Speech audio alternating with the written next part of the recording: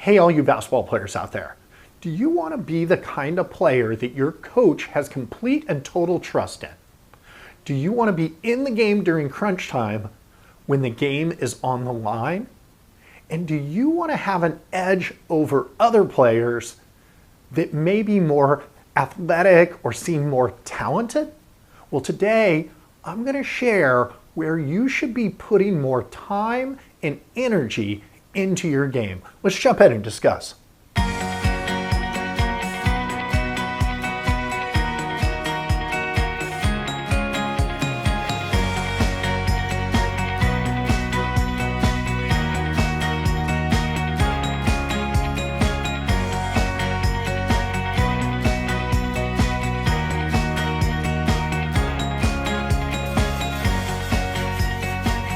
Welcome back to Heart Smart Together. I'm Coach Dave. I'm here every week to help basketball players become the smart, confident players that coaches love.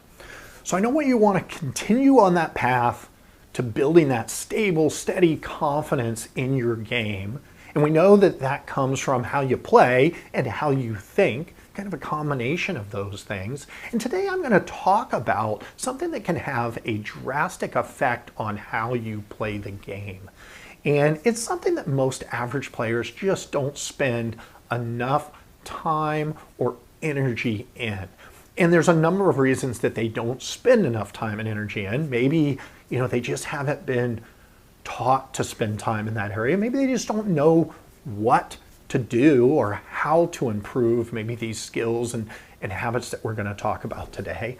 But, there is one area of your game that you should be probably investing a little bit more time, a little bit more energy in than most average players are doing. So we're going to talk about that today. The other thing we're going to do is answer kind of the age-old debate in basketball of smart versus athletic.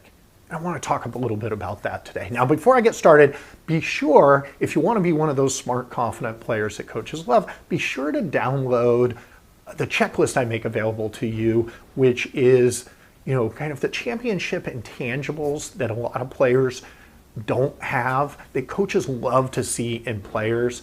And I make that available to you as a download. I'll put a link below.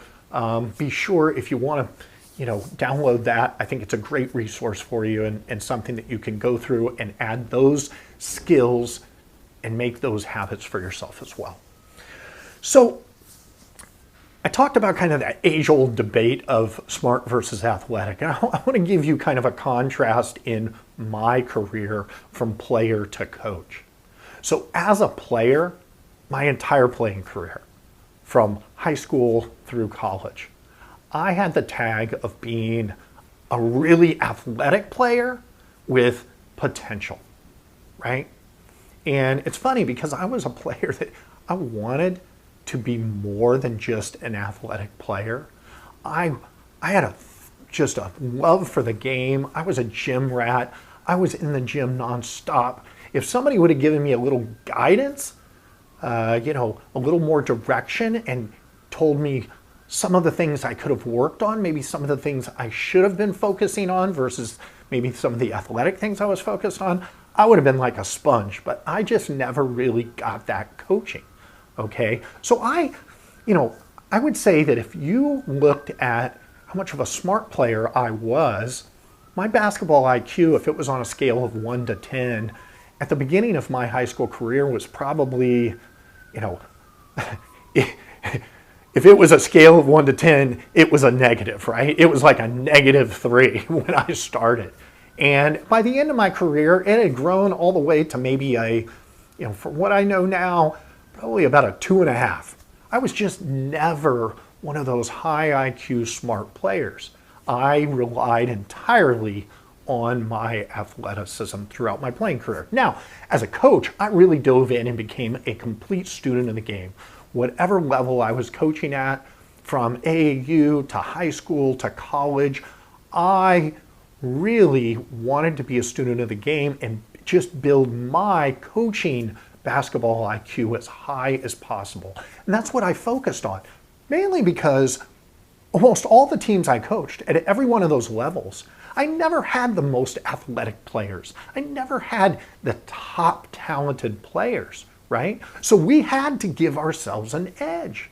And that edge was being smart. I consistently told my players, we would go up against these really athletic, really talented teams, and I'd consistently tell them, and I truly believe that smart beats athletic, okay? But I think there's a hierarchy, right? I think smart players have a distinct advantage over athletic players, okay? But smart athletic players have an advantage over everybody. So that is not to say being an athletic player is bad. It's just the smart element gives you that much more of an advantage.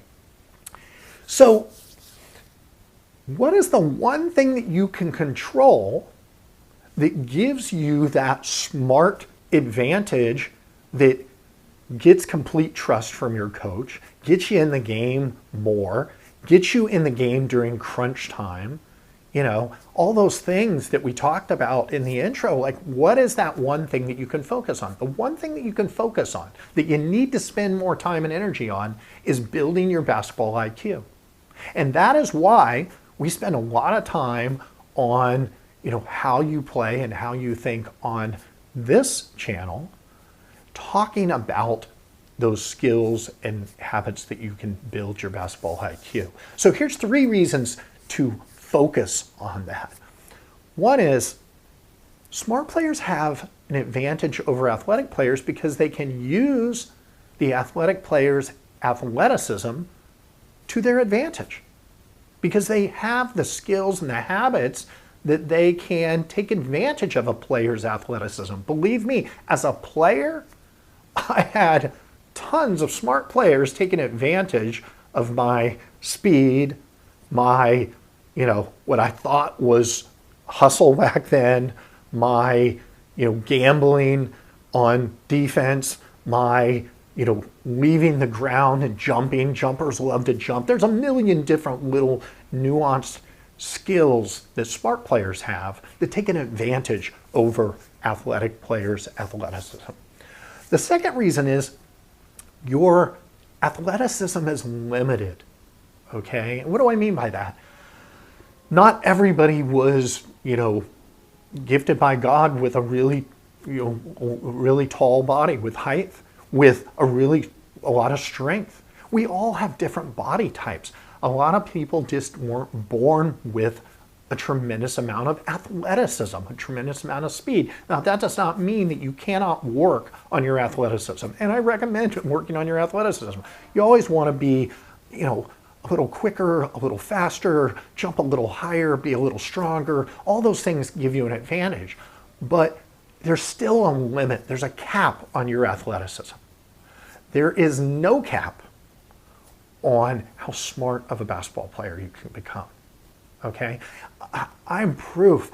As a player, I just scratched the surface in understanding the game of basketball. As a coach, now I know how much there is to learn. There are hundreds of small basketball IQ related skills that you can learn and then choose to make habits that you can work on until they become habits and make you that much smarter. So there's another, you know, your basketball IQ, how smart of a basketball player you become is limitless. You've got a lifetime of learning the game of basketball, believe me.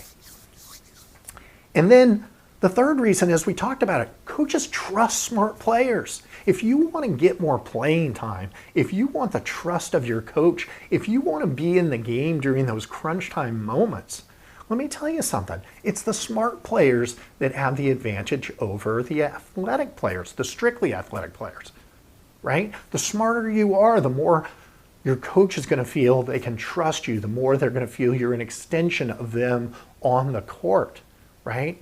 And therefore, they're going to trust you more in the game and trust you more when the game is on the line and it counts.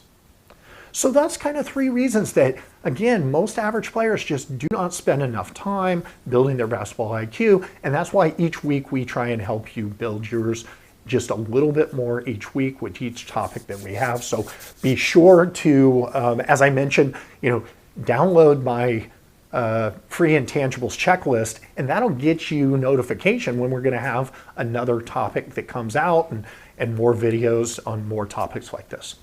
So until next week, remember to play hard, play smart, and play together. See you next week.